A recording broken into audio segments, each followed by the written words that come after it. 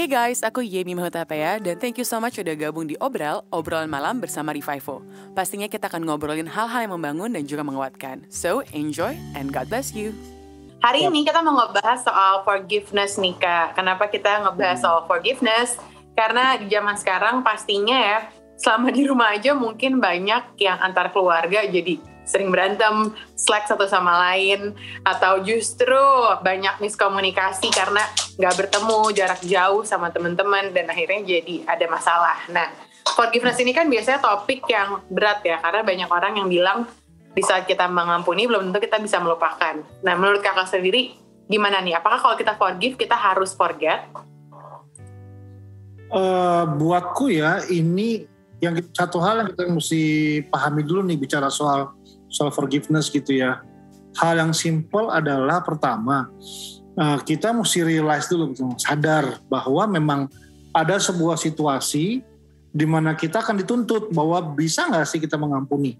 Itu dulu. Karena kadang-kadang kita nggak sadar di situ, sehingga akibatnya mau mengampuni pun juga kita nggak ngerti dan nggak paham bagaimana kondisinya dan bagaimana caranya. Jadi yang pertama itu, tapi yang kedua baru prosesnya itu ada. Nah gitu ya. Memutuskan mengampuni itu satu hal. Tapi berjalan dalam melupakan itu tentu akan melewati sebuah proses perjalanan. Gitu, dan itu yang akibatnya perlu kita memahami. Ditambah dengan kekompleksan setiap manusia yang berbeda-beda. Karakternya berbeda, behaviornya berbeda, cara the way they solve the problem berbeda gitu ya. Cara mereka menyelesaikan masalah berbeda tentu akan punya pengaruh besar untuk dalam prinsip mengampuni. Contoh simpel ya. Aku sama istriku ya, gitu ya. Kita berdua itu punya ya namanya suami istri. Nggak mungkin lah nggak ribut, nggak selek gitu ya.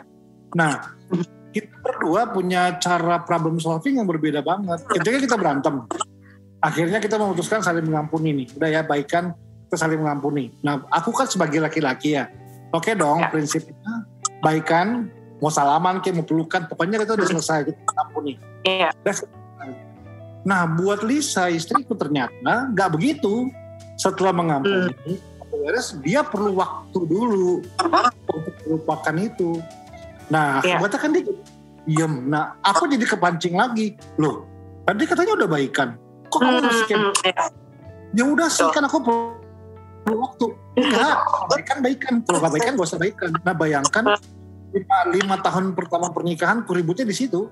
Karena kita punya pemahaman beda. Kalau aku prinsip mengampuni, selesai, that's it, udah. Kalau dia perlu waktu untuk cooling down, perlu waktu untuk melupakan, perlu waktu untuk berproses. Nah, jadi kan kalau kita nggak paham seperti ini, ya kita akan kesulitan dalam proses mengampuni. Yes. Gitu. Yes. Nah Kak, kebanyakan kan pendengar obral nih anak muda nih. Biasanya kalau anak muda zaman sekarang pada istilah baper, bawa perasaan. Jadi sedikit-sedikit sensitif, sedikit-sedikit marah, sedikit-sedikit bete gitu. Nah di saat kita mengampuni orang kan kalau kita bilang 70 kali 70 kali. Apakah itu berarti kalau orang kita melakukan kesalahan kita harus maafin terus? Karena banyak orang yang bertanya tuh, kapan kita harus bilang oke, that's it, gue maafin tapi gue harus buat boundaries gitu. Balik lagi, buat aku konteksnya apa dulu gitu ya. Kalau karena konteks kan menentukan sikap kita gitu ya. Kan kalau memang prinsipnya setiap orang layak diberikan pengampunan. Secara kita juga mendapatkan pengampunan dari Tuhan gitu ya. Prinsipnya setiap orang layak diberikan kesempatan, untuk aku percaya. Tapi kan pertama ya, buat aku pribadi sih nggak bisa aku yang memberikan masukan tentang set boundariesnya sampai seperti apa. Karena kemampuan setiap orang berbeda-beda dalam proses mengampuni gitu ya. Kemampuan setiap orang juga beda dalam proses sabar untuk menghadapi seseorang gitu ya. Karena sekali lagi ada orang yang cepat belajar, ada orang yang butuh waktu untuk belajar, ada orang yang nggak mau belajar, itu juga ada gitu ya. Nah balik lagi ya, di situ kesabaran kita dalam memahami proses ini yang paling penting gitu. Untuk orang-orang yang tipikalnya memang nggak sabaran, butuh cepat, nggak mau lewatin proses, buat dia ya udah, gue kasih batas 3 kali, lo lewat 3 kali nggak masih ngelakuin terus, ya selesai gitu. Gue udah anggap lo nggak bisa berubah. Nah tapi ada orang yang lebih sabar ya. Oke. apakah kan gitu kan? Apakah dalam proses pengampunannya ada progres gak sih? Oh ada progres cuma pelan belajarnya ya. Ya udah ya kesabaran kita sampai sejauh mana. Nah jadi nggak ada hal yang buat aku sih nggak ada hal yang baku ya untuk menentukan batas sampai sejauh. Tapi disitulah berproses. Nah yang kita mesti belajar adalah ini semua adalah bagian dari proses pembelajaran kehidupan. Nah, jadi intinya bukan peristiwanya buat aku yang paling penting. Yang intinya adalah pembelajarannya. Apa sih yang kita bisa belajar dari mengampuni berkali-kali? Apa sih yang kita bisa belajar dari sabar menghadapi orang yang nggak bisa berubah? Nah, itu kan pasti kita punya pembelajaran sendiri di situ. Nah itu yang membuat aku kita terbiasa.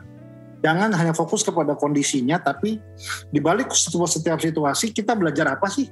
Nah, dan itu yang akan jadi benefit buat kita ya.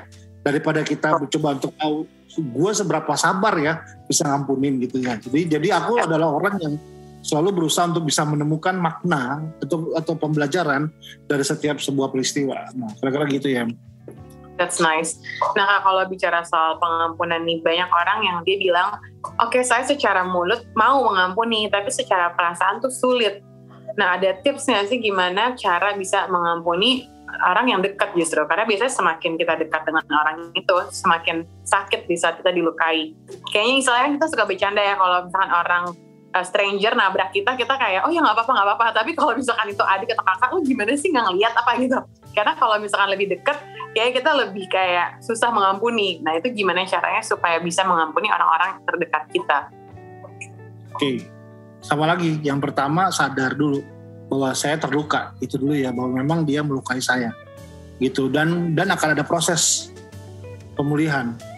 Nah, prosesnya tadilah kita udah jelaskan semua. Dari ada proses, ada waktu yang berjalan, ada kesadaran untuk kita mau mengampuni. Tapi yang aku nambahin sedikit aja, ada satu hal lagi akhirnya.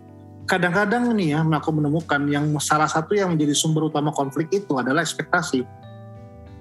Ketika kita taruh ekspektasi dan ekspektasi kita nggak sesuai yang kita harapkan, dan itu membuat kita terluka, ya kan? Yeah. Nah, ekspektasi itu yang kita perlu memahami. Sekali lagi, setiap orang punya world of view, punya internal map atau bilangnya namanya peta pikiran yang berbeda-beda. Gitu. Jadi kadang kita berpikir orang cara mikirnya sama kayak kita, sehingga waktu kita punya asumsi sesuatu kita berharap orang juga dengan berpikir dengan cara yang sama, padahal orang punya ekspektasi yang berbeda-beda. Nah ini yang kita mesti belajar. Semakin dewasa kita akan semakin menyadari bahwa ekspektasi itu perlu proses. Gitu. Makanya ini nyambung ya, belajar soal pengampunan harus bisa belajar soal komunikasi. Karena nggak ada cara terbaik untuk bisa melepaskan pengampunan adalah salah satunya mengkomunikasikannya gitu. Kalau nggak jadi, nah bicara soal komunikasi ada hubungannya sama ekspektasi, ada hubungannya sama dengan cara berkata, mendengar. Belum mendengar juga sama gitu. Kita mendengar orang bicara dari kita punya world of view gitu, padahal orang itu maksudnya berbeda. Nah konflik-konflik beginilah yang akan terjadi pasti dalam yang namanya hubungan dekat, bukan hubungan yang jauh. Nah makanya aku sih selalu ya akhirnya belajar bahwa ini harus berproses gitu dalam bangun hubungan. Jadi sebenarnya nggak banyak, tapi ya kalau hubungan kedekatan kita belum sampai ke level seperti ini, sejujurnya ya cukup diragukan kedekatan kita gitu.